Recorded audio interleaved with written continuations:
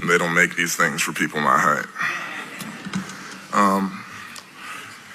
All right, it's pretty awesome and incredible to be able to sit here and hear former presidents and VIPs and my dad's bosses speak so favorably above him. I'm applying for a lot of jobs right now, and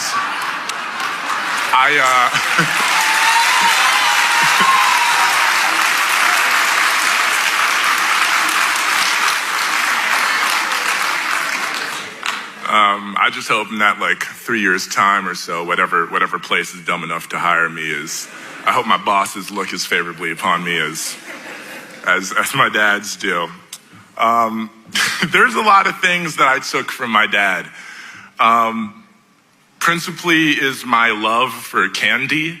My mom always gets on me because I'm always eating sweets and I get cavities real easy. And you should have seen her face the last time I walked into Dr. Lee's office and she got the bill from the dentist.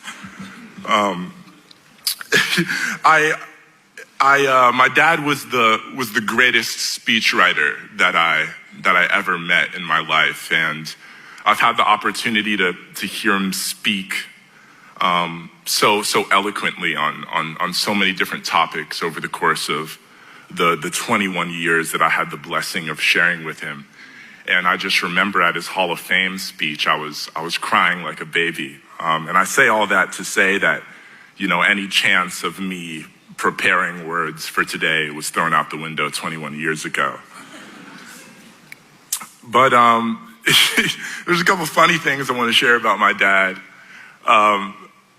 After basketball practices at Lovett, and anybody in the building that's a Lovett parent or that went to Lovett can attest to this, my parents had this rotation schedule where my mom would pick me up from school some days and take me back to the house. My dad would pick me up from school some days if he was getting off work around the same time that I was getting out of practice.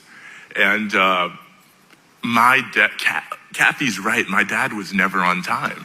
He just, if practice ended at 6:30, my dad would pick me up at 8:45. That's just the way he operated. And I wish I had the perspective when I was younger to understand why my dad was always late to pick me up. He wasn't late because, it had just slipped his mind or something. He was late because he was doing the important work of impacting people's lives around the globe.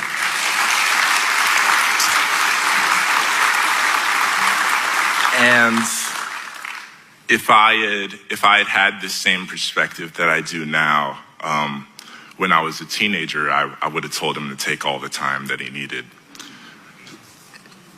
I don't want to run too long here, so I would like to speak on some special moments that I got to share with my dad ever since I moved back home to Atlanta after graduating college in May.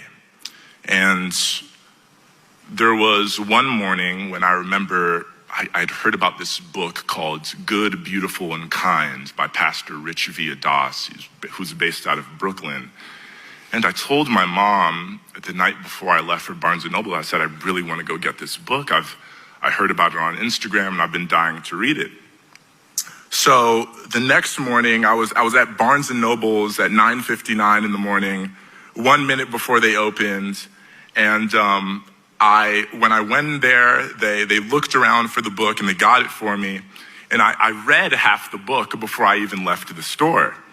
And when I came home, it was a really special moment. I got to share some of the beautiful passages of that writing with my dad. And for those of you that aren't familiar with that title, Good and Beautiful and Kind, is a title adopted from a Langston Hughes poem called Tired.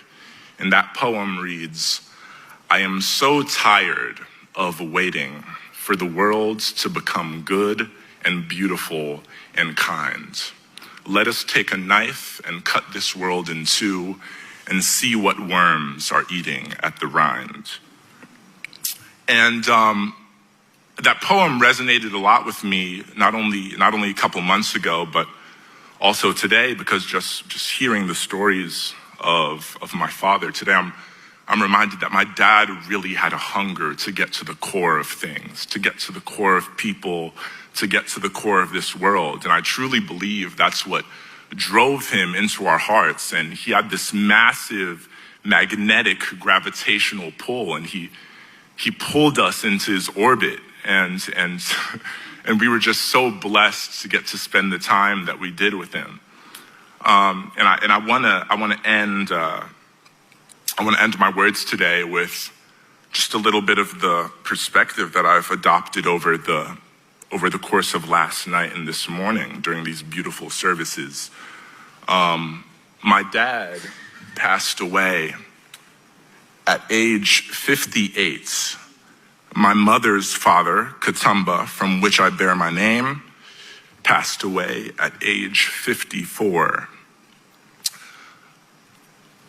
Over the last 3 years, I've witnessed not only in myself, but I've personally experienced with other people my age. People my age feel like we're waiting around for a purpose, like we're waiting around for a calling.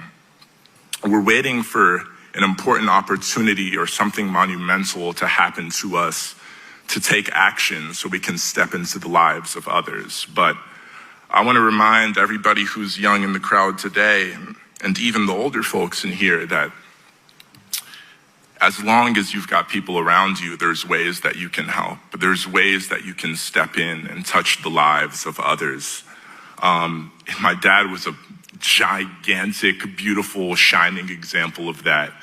And I'm going to be thinking about him for the rest of my life. So I love all of you guys. Thank you for coming out today. And I'll leave the rest to my beautiful sister and my handsome brother, JJ.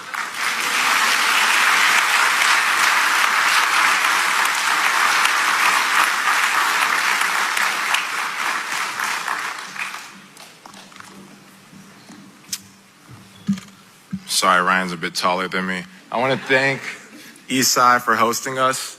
And I want to thank everybody for coming out, friends, family, associates.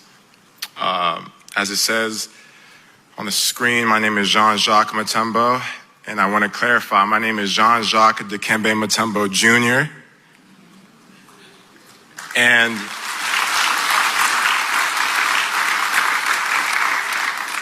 And that's something I've grappled with and struggled with my entire life, having to live up to that name. I didn't prepare words today because I wanted to speak from the heart, but we are all witnesses to the life of Dikembe Mutombo and his greatness and what that means to all of us. He's impacted us in some way. My father passed on September 30th. And 2 years ago, September 30th was my last day of an internship, and it was the last day of my life where ignorance was bliss. My father was with my mother in Japan,